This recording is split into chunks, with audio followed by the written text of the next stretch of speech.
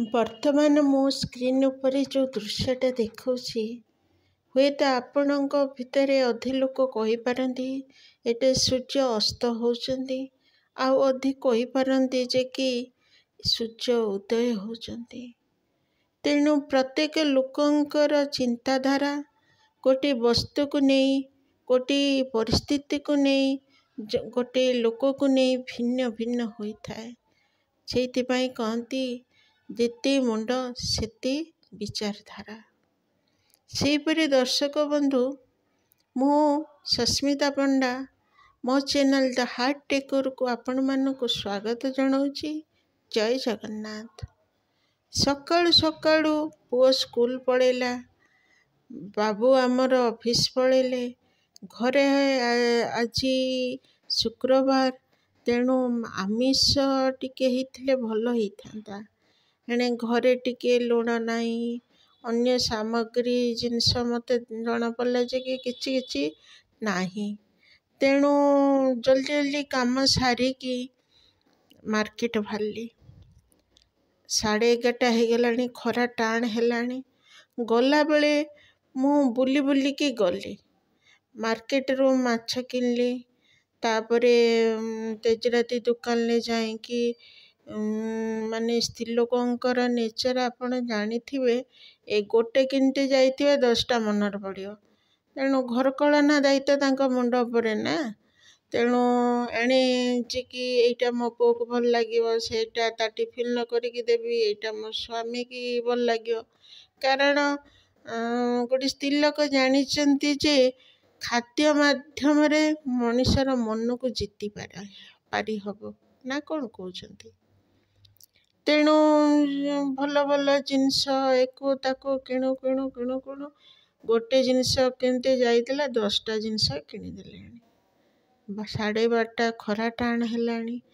ସେ ଯେଉଁ ଲମ୍ବା ରାସ୍ତାରେ ତ ଗଲେ ବାବା ହାଲତ ଖରାପ ହେଇଯିବ। ତେଣୁ ଗଳା ରାସ୍ତା ମୋତେ ଆଗରୁ ଜଣା ଥିଲା, କିନ୍ତୁ ମୁଁ ଯାଇନି ସେ ବାଟେ। ତେଣୁ 2 ହାତରେ 2ଟା ଜରି ଧରିକି ଚାଲିଲି। ଆଉ ସର୍ଟକଟ୍ ନେବି ଆଜି। ତେଣୁ ମାଉସୀ କହୁଥିଲେ ଯେ କି ସେଠି ସାପ ଅଛି, ଅଳିଆ ସବୁ ଫୋପାଡ଼ନ୍ତି। ଯାହା ବି ହଉ ଯିବାକୁ ପଡ଼ିବ। ଘରେ ଯାଇକି ରୋଷେଇ କରିବା। ପୁଅ 1:30ରେ ଆସିକି ପହଞ୍ଚିବ। ଏଣେ ବାବୁ ଆମର ଅଫିସରୁ ଆସିବେ, ରାନ୍ଧିବାକୁ ପଡ଼ିବ। ତେଣୁ ସର୍ଟକଟ୍ ବାଟରେ ଚାଲିଲି। ଚାଲି ଆସିଲା ବେଳକୁ ଦେଖିଲି ଆମର ଯିଏ ସାନ ବାପା, ତାଙ୍କରି ଘର ଆଗ ବାଟେ, ପଛପଟେ, ଆଗ ବାଟେ ତ ଭଲ ରାସ୍ତା ଅଛି, ଯେଉଁ ବାଟେ ଲମ୍ବା ରାସ୍ତା, ପଛପଟେ ରାସ୍ତାଟା ଯେଉଁଟାକି ସର୍ଟକଟ୍ ରାସ୍ତା, ସେଠି ସେ ମେଞ୍ଚେ ଅଳିଆ ଫୋପାଡ଼ିଛନ୍ତି। ମୁଁ କହିଲି ଆରେ ଏଇ ମାଉସୀ ଯେଉଁ କହୁଥିଲେ ଅଳିଆ ମେଞ୍ଚେ ଗଦା ହେଇଛି, ତାହେଲେ ମୋରି ସାନ ବାପା ଅଳିଆ ଫୋପାଡ଼ୁଛନ୍ତି ଏଠି। ସେଇଠୁ ମୋତେ ଟିକେ ଖରାପ ଲାଗିଲା, ସ୍ୱାଭିମାନକୁ ହଟ୍ ହେଇଗଲା।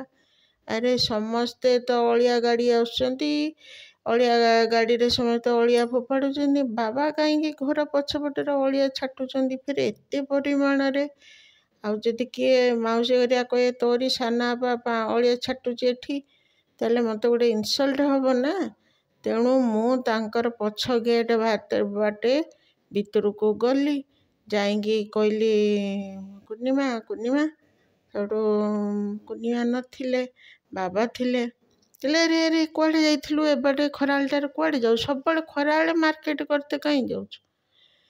ତୋତେ କ'ଣ କଷ୍ଟ ହେଉନି କି? ହାତର ଫୁଲିଛି, ଏଣେ ଟିକଟିକା ନେଇକି ଯାଉଛି ଏତେ ଜିନିଷ। ସବୁବେଳେ ମୁଁ ଦେଖୁଛି। ଦାୟିତ୍ୱହୀନ ଛୁଆ। ସକାଳୁ ଯାଉନୁ, ପୁଅକୁ ନେଇକି ଯାଉନୁ, ସାଇକେଲରେ ନେଇ ଆସିବ। ନହେଲେ କୁଆଡ଼େ ଗଲେ କି ସେ? ମୁଁ କହିଲି ବାବା ଅଫିସ ଯାଇଛନ୍ତି, ଆଉ ମନରେ ପଡ଼ିଲା ତ ମୁଁ ପଳେଇ ଆସିଲି। କହିଲି ହଉ ବସ୍, ପାଣି ପିଇ। ଖାଇଛୁ ନା? ମୁଁ କହିଲି ହଁ ବାବା ଖାଇଛି, ଟିଫିନ୍ କରିଛି। ସେଠୁ କହିଲେ କ'ଣ ହେଲା, ଏମିତି ପଛପଟେ ବାଟେ କାହିଁକି ଆଇଲୁ, ଆଗ ବାଟେ ଆଇଲୁନି? କହିଲି ବାବା ଆଉ ଆପଣ ପଛରେ କାହିଁକି ଏତେ ଅଳିଆ ପକେଇଛନ୍ତି? ମଶା ହେଉଛି, ଗନ୍ଧ ହେଉଛି, ଆଉ ସମସ୍ତେ କହୁଛନ୍ତି ପଛପଟେ କାହିଁକି ଅଳିଆ ଫୋପାଡ଼ିଛନ୍ତି?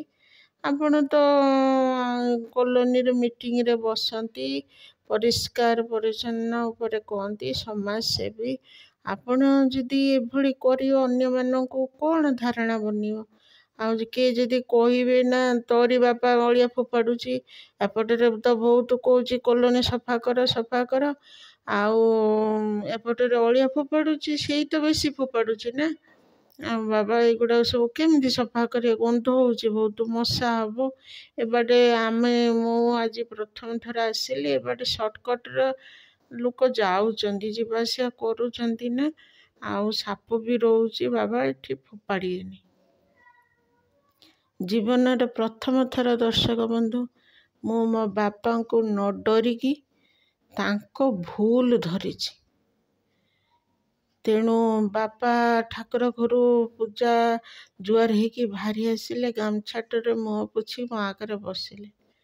କହିଲେ, ଜାଣିଲୁ ନା ମା, ତୁ ଯେତେବେଳେ ଛୋଟ ଥିଲୁ ନା, ତୋର ଗାଁରେ ମେଞ୍ଚେ ସାଙ୍ଗ ଥିଲେ 3-4 ଜଣ, ମନରେ ଅଛି? ମୁଁ କହିଲି, ହଁ ବାବା ମନରେ ଅଛି। ଆଜ୍ଞା ବାବା। ଜାଣିଲୁ, ସେମାନେ ଏତେ ଚାଲାକ ଥିଲେ, ତୋତେ କହିଦିଅନ୍ତି ଟଙ୍କା ମାନେ ପିଜୁଳି 2 ଟଙ୍କା ପଡ଼ିଲା, ଆଜି କଇଥ 5 ଟଙ୍କା, ଏଇଭଳି ତୋତେ ହିସାବ ତୋତେ ତ ଆସେନି। ତାଙ୍କ କତିରୁ ତୁ ଖାଉ କିଣିକି, ଆଉ ବୋଉକୁ ନୁଚେଇକି ପଇସା ଦଉ, ଆଉ କେତେବେଳେ ବାକି କରି ଖାଉ। ଆଉ ସେମାନେ ପଇସାକୁ 1କୁ 2 କହିକି ତୋତେ କୁହନ୍ତି, ବାକି ଯେଉଁ କରିକି ତୁ ଖାଉ ନୁଚେଇକି, ଆମକୁ ନ ଜଣେଇକି, ସେ ପଇସାକୁ ସୁଝିବା ପାଇଁ ତୁ କ'ଣ କରୁ ଜାଣିଛୁ ନା? ମୁଁ କହିଲି, କ'ଣ କରେ ବାବା? କହିଲେ, ବୋଉ ଅମୁଆକୁ ନେଇକି ତାଙ୍କୁ ଦେଇଛୁ। ଥରେ ନୁହେଁ, 2-3 ଥର ଦେଇଦେଉ ନେଇକି। ତୁ ଏତେ ଚାଲାକ। ଆଉ କଥା ମନରେ ଅଛି? ମୁଁ କହିଲି, କ'ଣ ବାବା? କହିଲେ, ଚନ୍ଦନ ପୂର୍ଣ୍ଣିମାରେ ଯେଉଁ ପଡ଼ିଆରେ ପାଲା ହୁଏ, ମନରେ ଅଛି ନା? ସେଠିକି ତୁ ଜିଦି ଧରୁ, ତୋତେ ମନା କରାଯାଏ, ପାଲା ଦେଖିବୁ ଯାଆନି, ତୁ ଶୋଇ ପଡ଼ିବୁ। ବୁଝି ତ କିଛି ପାରୁନା, କିନ୍ତୁ ଖାଇବା ଲୋଭରେ ଯାଉ, ଖାଇସାରିକି ପେଟେ ଶୋଇପଡ଼ୁ। କିଏ ତୋରି ଗୋଡ଼ରୁ ପାଉଁଜ ନେଇଯାଆନ୍ତି, କିଏ କାନଫୁଲ ନେଇଯାଆନ୍ତି, ମନରେ ଅଛି? ମୁଁ କହିଲି, ହଁ ବାବା। ତାପରେ ବାବା କହିଲେ, ଆଉ ମନରେ ଅଛି ନା, ଗାଁ ଦାଣ୍ଡରେ ଗୋଟେ ବରକୋଳି ଗଛ ଥିଲା? ମୁଁ କହିଲି, ହଁ ବାବା। କହିଲେ, ସେ ଗଛଟାକୁ, ଆମର ତ ବଡ଼ ପରିବାର, ସମସ୍ତେ ଅଲଗା ଅଲଗା। ମୁଁ କହିଲି, ହଁ ବାବା। ସେ ଯେତେବେଳେ ଗଛରୁ ପବନ ଦେଲେ ବହୁତ କୋଳି ତଳେ ପଡ଼ିଯାଏ, ଆଉ ସମସ୍ତେ ତୁଳିବାରେ ବ୍ୟସ୍ତ ଲାଗି ପଡ଼ନ୍ତି। କିଏ ଅଣ୍ଟାରେ ପୁରେଇନି, କିଏ ପାଛିଆରେ ପୁରେଇନି, କିଏ କେତେ କୋଳି ତୋଳି ପକାନ୍ତି।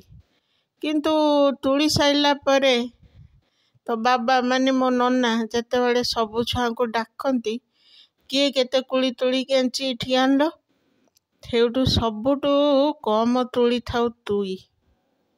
ସେଇଭଳିଆ ଆମ୍ବ ଯେତେବେଳେ ଖରାବେଳେ ପଡ଼େ, ସମସ୍ତେ ମାଡ଼ି ଝପଡ଼ିକି ଆମ୍ବ ତୋଳି ନେଇଯାଆନ୍ତି, ଆଉ ତୋ ହାତରେ କେତେବେଳେ ଗୋଟେ ତ କେତେବେଳେ ବିଲକୁଲ ନୁହେଁ।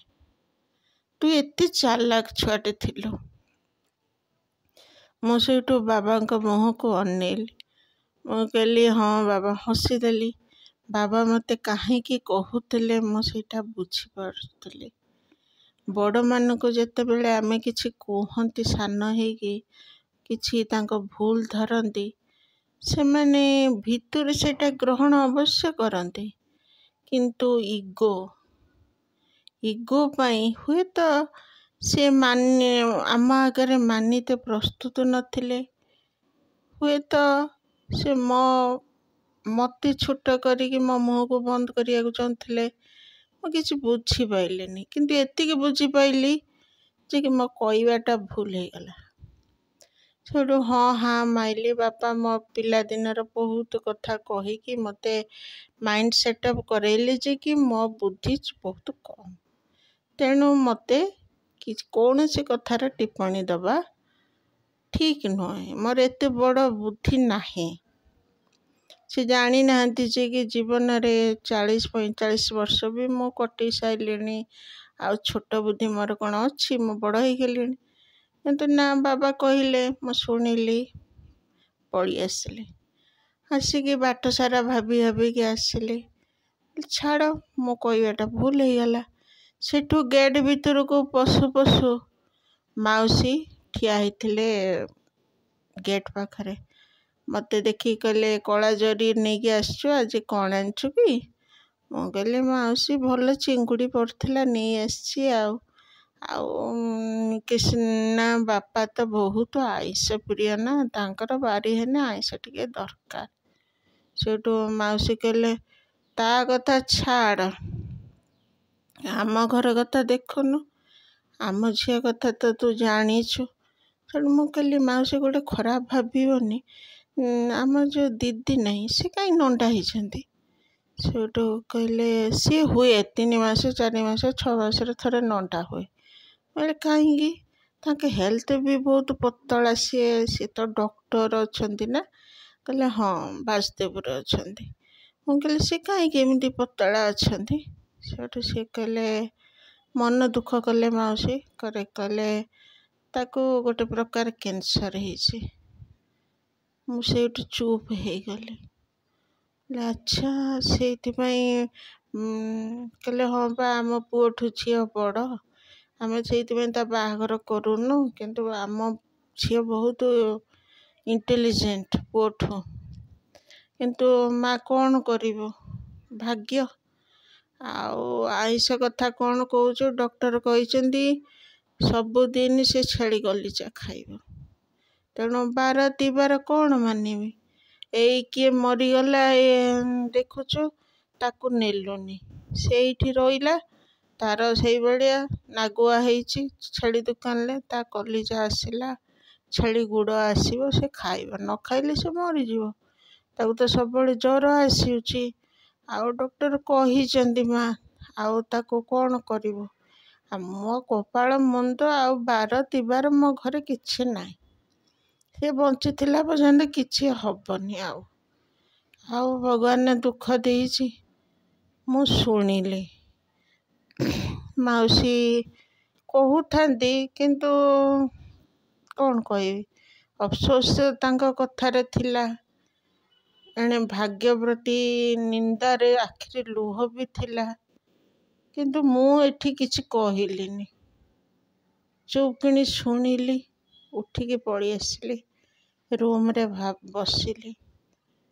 କାରଣ ମୁଁ ଥରେ କହିକି ଆସିଛି ଏଠି ଯଦି କହିଦେବି, ସେ ମୋ କଥାର କ'ଣ ଅର୍ଥ ନେବେ? ଦର୍ଶକ ବନ୍ଧୁ, ଆମେ ସିନା ନିଜର ଭାବିକି କହିଦେବା, ନିଜର ଲୋକଟାକୁ କିଏ ପରଲୋକ ନ କୁହନ୍ତୁ, ଆମେ କହିଦେବା, ସୁଧାରି ନେବା, ଆପଣେଇ ନେବା, ବୁଝେଇଦେବା। କିନ୍ତୁ ଅନ୍ୟ ଜଣେ ସିନା ସେତିକି ଭାବିଲେ ସେ କିଛି ନା କହିକି ହୁଏତ ପ୍ରତି ଉତ୍ତର ନ ଦେଇପାରେ, କିନ୍ତୁ ଏମିତି ତମ ୱିକ୍ ପଏଣ୍ଟକୁ ଧରି ନେଇପାରନ୍ତି ଯେଉଁଟାକି ତମେ ଚୁପ୍ ହେଇଯାଇପାର।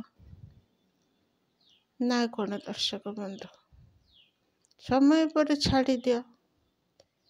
ଯେତେବେଳେ ସମୟ ଶିଖାଏ, ସେ ଅଲଗା ଷ୍ଟାଇଲରେ ଶିଖାଏ। ନହେଲେ ବଡ଼ମାନେ କ'ଣ କହିବେ? ଭାସି ଯାଉଥିଲୁ ମଝି ନଈରେ, ଧରି ଆଣିଲି ତତେ, ଟାକୁଆ ଗାଲରେ ମାଉଁସ ଲାଗିଲା, ଜବାବ ଦଉଛୁ ମୋତେ। ନା କ'ଣ ଦର୍ଶକ ବନ୍ଧୁ? ଯଦି ମୋର ଏ ଅନୁଭବ ଆପଣଙ୍କୁ ଭଲ ଲାଗିଲା, ତେବେ ଲାଇକ୍, ସେୟାର, ସବସ୍କ୍ରାଇବ୍ କରତେ ଭୁଲିବେନି। ମୁଁ ସସ୍ମିତା ପଣ୍ଡା ଆପଣଙ୍କୁ ଶେଷ ପର୍ଯ୍ୟନ୍ତ ଶୁଣିଥିବାରୁ ଅନେକ ଅନେକ ଧନ୍ୟବାଦ ଜଣାଉଛି। ଜୟ ଜଗନ୍ନାଥ।